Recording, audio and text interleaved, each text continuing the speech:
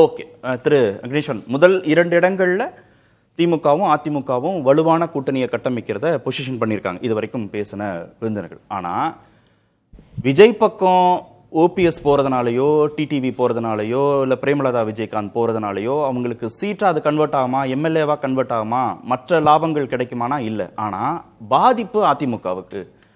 TTV 2019 நாடாளுமன்ற தேர்தலையும் பாதிப்பை ஏற்படுத்தியிருக்கிறார் அதிமுகவுக்கு, 2021 சட்டமன்ற தேர்தலையும் ஏற்படுத்தியிருக்கிறார். அப்ப அந்த கட்சிகள் விஜய் பக்கம் போகாம திமுக பக்கம் போகாம பிடிச்சு வச்சுக்க வேண்டிய தேவை அதிமுகவுக்கு தான் இருக்கு. நீங்க சொல்லக்கூடிய பார்வை விசாலமான பார்வையாக இருந்தாலும் திரு டிடிவி தினகரன் அமமுக கட்சியினுடைய தலைவர் 2024 வாங்கிய வாக்கு சதவீதம் 1%. திரு ஓபிஎஸ் அவர்கள் வாங்கிய வாக்கு சதவீதம் தனிச்சு நின்று வாக்கு சதவீதம் 1%. தேமுதிகவினுடைய வாக்கு சதவீதம் 2.5%. இப்போ இதெல்லாம் தனித்தனியா போனா அதிமுகவுக்கு தானே பலவீனம் அப்படின்ற பார்வைகள் இருந்தாலும் கூட இந்த 5 ஆண்டு காலத்துல எதிர்மறை வாக்குகள் திமுகவுக்கு தானே அதிகம். இதையெல்லாம் ஒன்று சேர்க்க வேண்டும் என்பது யதார்த்தமான உண்மை. அதுவும் பிரியும் இல்ல, உங்களுக்கும் விஜய்க்கும் பிரியும், சீமானுக்கும் போகும் இல்ல. போகட்டும் எல்லாருக்கும் தான் போகணும் சார். 63 கட்சியா அப்புறம் எதை நம்பி சார் அரசியல் கட்சி ஆரம்பிச்சிருக்காங்க? அவங்களும் இதை வச்சு தானே சார் வாழ்க்கையை நடத்தணும். நாட்டுக்கு சேவைக்கா வந்திருக்கிறோம். திமுகவுக்கும் அதிமுகவுக்கு தான் போட்டி என்பதை பல தடவை நாம நிரூபிச்சுக்கிட்டே இருக்கோம். அதற்காக அது உத்தமர்களாக இருக்கக்கூடிய கட்சி என்பதற்கு நாங்கள் ஆதாரம் கொடுக்க முடியாது. அதில் நான் தெளிவாக இருக்கிறேன். ஆனால் இந்த 2 இயக்கங்களுக்கு தான் போட்டி. ஏன் அப்படி? 2024 அப்படித்தான். 21 திமுகவுக்கு அதிமுகவுக்கு வெறும் 3 விழுக்காடு தான் வித்தியாசம். அந்த 3 விழுக்காடு வித்தியாசம் இருக்கிற போதே அதிமுக 10 ஆண்டு கால ஆட்சி இருந்துச்சு. அப்படி கரெக்ட். நீங்க சொல்றது 2 பேருக்கு தான் போட்டி. 2வது இடத்துல இருப்பீங்களா? அது மகிழ்ச்சி தானே அது அதிமுகவுக்கு? நல்ல கேள்வி சார். திராவிட முன்னேற்ற கழகம் வலுவான கூட்டணி என்று வார்த்தைகள்ல மட்டும் வலுவான கூட்டணி சொல்லிட்டே இருக்கிறாங்க. ஆனால் வலுவிழந்த தமிழகத்தை உருவாக்கிய கூட்டணிதே இந்த திமுக வலுவான கூட்டணி தான். அதற்கு எடுத்துக்காட்டு ஆதாரங்கள் சொல்றேன். எடுத்துக்காட்டு இல்ல, நடந்ததை சொல்றேன். தூய்மை பணியாளர்களை கண்டுகொள்ளவே இல்லை. அது மாதிரி உங்களுடன் ஸ்டாலின் அவர்கள் அந்த மனுக்கள் எல்லாம் 4.5 வருஷம் முடிக்காததை 45 நாள்ல முடிப்பேன்னு சொன்னீங்களே, மக்கள் நம்பினார்கள். ஆனால் அந்த மனுக்கள் எல்லாம் கொண்டு போய் அஜித் குமார் மரணம் ஏற்பட்ட அந்த மண்ணில அவரை எப்படி குழிக்குள்ள போட்டோமோ அதே மாதிரி ஆத்துல வீசினமே மக்கள் பார்த்துக்கிட்டு தான் இருக்கிறாங்க. இது பிரச்சனை. அதைத்தான் சொல்றேன். நீங்க என்னதான் தமிழ்நாட்டில் 62 கட்சிகளும் வலுவான கூட்டணியை திமுக அமைத்தாலும் தோற்பது உறுதி. உங்கள் செயல்பாடுகள் அதைத்தான் காட்டுது. 7000 ஆசிரியர்கள் அதிமுகவுக்கு இருக்கிற கட்சிகள் போதுமா? இருக்கட்டும் சார். நம்ம இந்த அரசியல் கட்சிகள் இருக்கட்டும் சார். 7000 ஆசிரியர்கள் 25 வருஷமா அவர்கள் பணி நிரந்தரம் இல்லாமலே ஆட்சி அவங்க நிர்வாகத்தில் இருக்கிறாங்க. அப்படி 5000 பேராசிரியர்கள் அவர்களுக்கெல்லாம் நடுவில் சார். அதை கூட விடுங்க. அவங்க ஒப்பந்தத்தின் அடிப்படையில் ஆசிரியர் பணிக்க பேராசிரியர் பணிக்க வந்தாங்க. ஆனால் பழைய ஓய்வூதிய திட்டம் என்ன ஆச்சு? தமிழ்நாட்டில் கூடிய அரசு ஊழியர்கள் என்ன ஆச்சு? ஆக வலுவான கூட்டணி என்று ஒற்றை வார்த்தையில் சொல்லி சொல்லி சொல்லி என்னதான் குதிரை வேகமாக பயணப்பட்டாலும் கூட, ஹார்ஸ் பவர் என்று சொல்லக்கூடிய அதனுடைய இது அதிகமானாலும் கூட அதை சாட்டையை வைத்து ஏன் அடிக்கிறோம்? பேரறிஞர் அண்ணா அவர்கள் தான் சொல்வார்கள். அது மாதிரி ஏன் ஓடுகிறதை திரும்ப திரும்ப அடிக்கிறோம் என்றால், நீங்கள் இது போன்ற பிரச்சனைகள் இல்லாமல் போய் ஆத்துல போய் வீசுறீங்கன்னா அப்ப தமிழக மக்களுடைய நீங்க எந்த இதுல வச்சிருக்கீங்க? அப்ப தொடர்ந்து நல்லது செய்யாமல் நீங்கள் திரும்ப திரும்ப கூட்டணி பலமாக இருக்கிறது என்று சொன்னதனால நீங்க வெற்றி பெறீங்க. அதனால மக்களை நீங்க மதிக்கல. அப்படிதான் அர்த்தம். இந்த அதிருப்திகளை எல்லாருமே பிரிச்சுக்க போறீங்க. அதிமுக பாஜக கூட்டணி, திரு சீமான், திரு விஜய் எல்லோரும் பிரிச்சுக்க போறீங்க. ஆனா திமுக ஆட்சி அகற்றணும் அப்படின்னு நினைச்சு நீங்க 210 தொகுதிகள்ல நாங்க ஜெயிப்போம்லாம் சொல்லும்போது உங்களுக்கு கூட்டணிங்கிற பலமும் தேவையில்லை. அதுல பங்கு போட ஒருத்தர் வந்துட்டாரு, விஜய்னு ஒருத்தர் வந்துட்டாருன்னா அந்த பக்கம் போகாம நீங்க எப்படி உங்க நகர்த்தி கொண்டு வர போறீங்க? திமுக கூட்டணி உடையுன்ற எதிர்பார்ப்பு மட்டும்தானே உங்ககிட்ட? இல்ல அது உடையலாம், உடையாம இருக்கலாம். அதெல்லாம் இந்த கணிப்பு சொல்ல முடியாது. அது மாதிரி திமுகவின் தலைவர் மாண்புமிகு தமிழக முதலமைச்சர் அவங்க சொல்லலாம், நாங்க தான் 230 நாளும் வெற்றி பெறுவேன்னு சொல்லலாம். மாண்புமிகு எதிர்க்கட்சி தலைவர் திரு எடப்பாடி பழனிசாமி அவர்கள் நான் தான் 210 வெற்றி, இதெல்லாம் சொல்லலாம். அதெல்லாம் அவர்களுடைய தொண்டர்களை, தமிழ்நாட்டு அரசியல் சாராதவர்களை ஒரு மனமாற்றம் செய்வதற்கு உண்டான யுக்தியாக இருக்கலாம். இருப்பதே 230 நாள் தான், ஒரு முதலமைச்சர் தான்.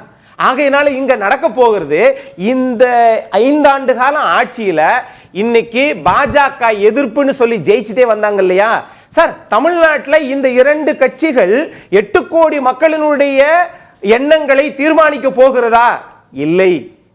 ஆனால் அரசியல் படுத்தணும்ல, அதற்காக தங்களை தகவமைத்து தற்காத்துக் கொள்வதற்காக இவர்கள் மாறி மாறி குற்றச்சாட்டுகளை வீசுகிறார்கள். ஆனா மாண்புமிகு எதிர்க்கட்சி தலைவர் முதலமைச்சராக இருந்தபோது இருந்த சாதனைகளில் வலுவான ஆட்சியை தந்தவர்கள் இன்றைக்கு வலுவான தமிழகத்தை உருவாக்க முடியவில்லை, வலுவான கூட்டணியினால், திமுகவினால்.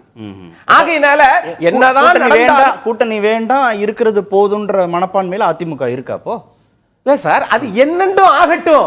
ஆனால் களத்தை தேடி தன்னுடைய வேலையை செய்ய ஆரம்பிச்சிட்டார்ல. மழை எப்ப பெய்யுறது, விவசாயி கலப்பை எப்ப தூக்குறது, மாடை எப்ப புடிச்சு போறது, அப்படி அல்ல.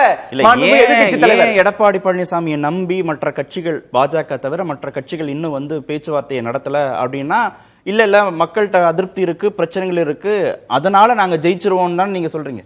கட்சிகள் ஏன் வரல?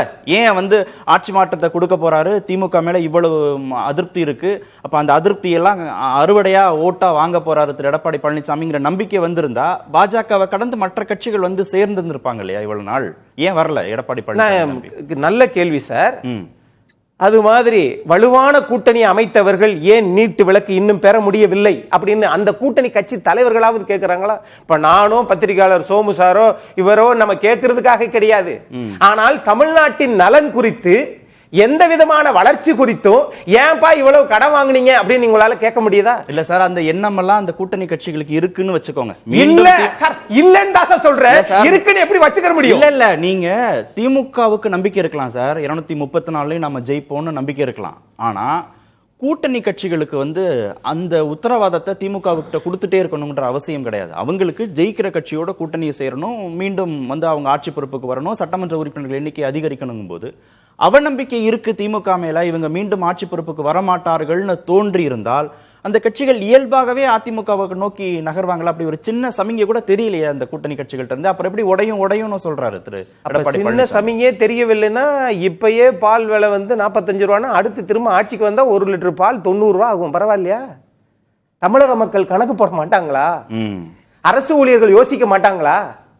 ஆகவே இவ்வளவு விஷயத்தையும் மக்கள் பார்க்காம, அப்பா நல்ல ஆட்சி நடக்குதுப்பா அப்படின்னு எல்லாத்தையும் மறுபடியும் கொண்டு வந்துருவாங்க நீங்க நினைக்கிறீங்க? ஏன் வரல? அப்போ பால் விலை உயர்ந்தாச்சு, நீங்க சொல்ற சொத்து வரி உயர்ந்தாச்சு, தூய்மை பணியாளர்கள் பிரச்சனை இருக்கு, டிஎம்கே வந்து மீண்டும் ஆட்சி பொறுப்புக்கு வராது, ஆசிரியர்கள் போராட்டம் நடத்துறாங்கன்னா வரணும்ல, உங்களை நோக்கி வந்திருக்கணுமே. இவ்வளவு இவங்க பிரச்சனைகளை சொல்லும் போது வந்திருக்கணும்ல திமுக கூட்டணி கட்சி. நீங்க 2 தவறு தமிழ்நாட்டில் நடக்குது. ஒன்னு, நாங்கள் வலுவான கூட்டணின்னு சொல்லி நிர்வாகத்தில் ஒரு பிரச்சனை இருக்கு, அதை மறைப்பதற்காக வலுவான கூட்டணி. இன்னொன்னு, நான் வலிமையாகவே இருக்க வேண்டும் என்பதை காட்டுவதற்காக பாட்டாளி மக்கள் கட்சியில் சில பிரச்சனையை உருவாக்கி வர்றது. உளவுத்துறையை வைத்து வேற ஏதோ வச்சு என்னென்னமோ காரணங்கள் இருக்குன்னு சொல்றாங்க, அது என்னன்னு தெரியல, அது இருக்கட்டும். அதே மாதிரி திரு ஓபிஎஸ் அவர்களை நான் கூப்பிட்டு அழைச்சு வச்சு பாக்குறது. காலையில பாத்தீங்க, பரவாயில்ல, சாயந்தரம் ஏன் பாக்குறீங்க? அது என்னன்னா இவங்களா உங்களோட இருந்தவங்க சார், உங்களோட இருந்தவங்க தான். நீங்க ராமதாசும் திரு ஓபிஎஸும் கடந்த காலங்கள்ல உங்களோட இருந்தவங்க சார். நீங்க தப்பா புரிக்கிறீங்க சார். என்டிஏல அவங்க என்டிஏல இருந்தவங்க. ஆனால் என்டிஏ அதிமுக தலைமையில் தான், அது திரும்ப திரும்ப சொல்லணும். சரி, ஆகையினால அதை இன்றைக்கு நிரூபித்திருக்கிறார். நீங்க எப்படி கூட்டி கணிச்சு கணக்கு என்ன போட்டாலும் அது டாப். திரு எடப்பாடி பழனிசாமி அவர்கள் வெற்றி பெறுவார், அவ்வளவுதான். நான் கேட்டது ராமதாசும் ஓபிஎஸ் எல்லாம் என்டிஏல இருந்தவங்க, அவங்க உங்களோடையுமே கூட்டணியா வந்திருந்தவங்க. அவங்க கிட்ட இருக்கிற சிக்கலை விட்டுருவோம். நாம பேசுறது இந்த அதிருப்தினால ஏன் கூட்டணி கட்சிகளே திமுக மேல அதிருப்தி அடைஞ்சு வெளியில வரல, அதுவும் ஏடிஎம்கே நோக்கி ஏன் வரலங்கிறதான பிரதான கேள்வி. ஏன் வரமாட்டேன்றாங்க? ஏடிஎம்கே நோக்கி ஏன் வரல அப்படின்னு சொன்னா, இதத்தான் இப்ப சொல்ல வந்தேன். திரு ஓபிஎஸ் அவர்களை நீங்க எங்களோட வராட்டினாலும் பரவாயில்ல, உங்களுக்கு தப்பா போயிரும், ஆகையினால உங்களை நாங்க பாத்துக்கிறோம், நீங்க தனியா நில்லுங்க என்று சொல்லியிருப்பதாக தகவல். ஆக இவர்களை வலிமையாக்கிவிடக் கூடாது, நாம் தான் இரண்டாவது முறை வெற்றி பெற வேண்டும், அந்த சரித்திரத்தை உருவாக்க வேண்டும் என்று மாண்புமிகு முதலமைச்சர் அவர்கள் நினைக்கிறார். மக்கள் கொடுக்கணும்ல. இல்ல பிரேமலதா அவங்களா தானே பேசுறாங்க. திரு எடப்பாடி பழனிசாமி பேசுகிறார்களா, பேச வைக்கிறார்களா என்பதெல்லாம் எனக்கு தெரியாது. ஓபிஎஸ் டிடிவி பிரேமலதாவை எல்லாரையும் திமுக இயக்குதுன்னா அப்ப திமுக வலுவான கட்சி. எது திமுக வலுவான கட்சி? திமுக வலுவான கட்சி இல்ல, திமுக கூட்டணி கட்சிகளை நம்பி தன்னை வலுவான கட்சிகளாக காட்டிக் கொள்கிறது.